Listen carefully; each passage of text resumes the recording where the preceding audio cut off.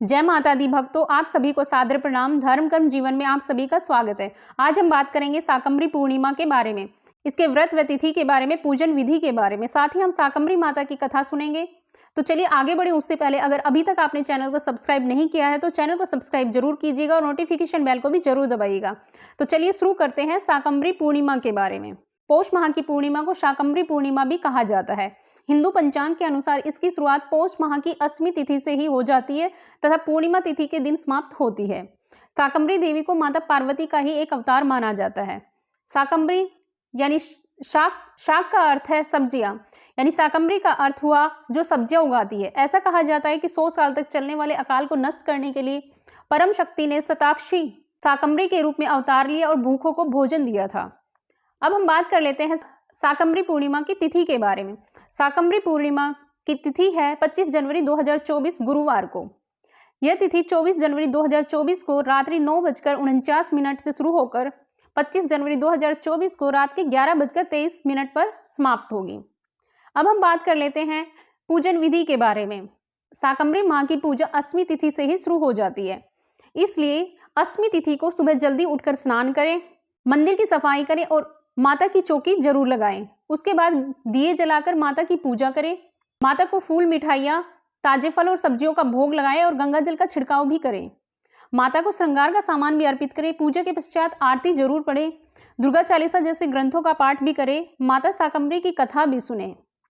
पूर्णिमा के दिन पास के मंदिर में जाकर प्रसाद चढ़ाएं और जरूरतमंदों को दान दें।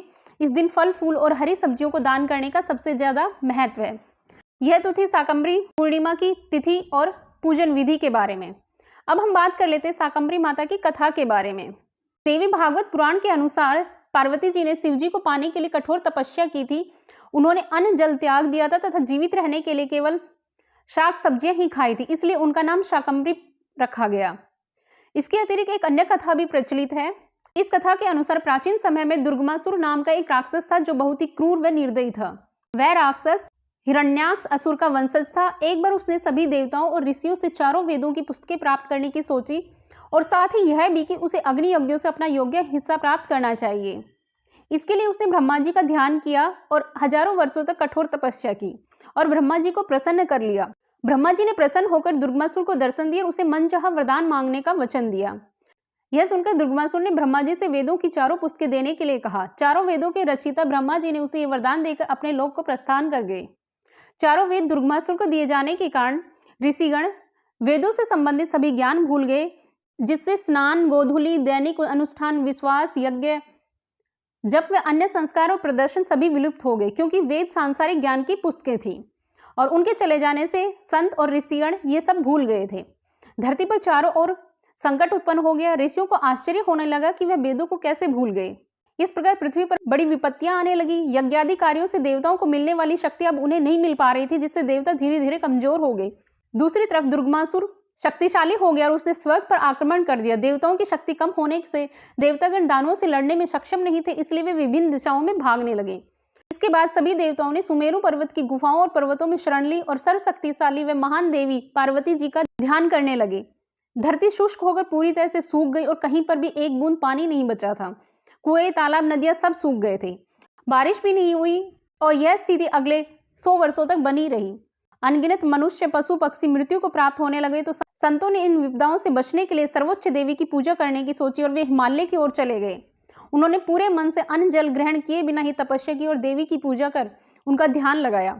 उनकी करुण पुकार को सुन देवी पार्वती शिवालिक की पहाड़ियों में वर्तमान शाकंभरी के स्थान पर प्रकट हुई।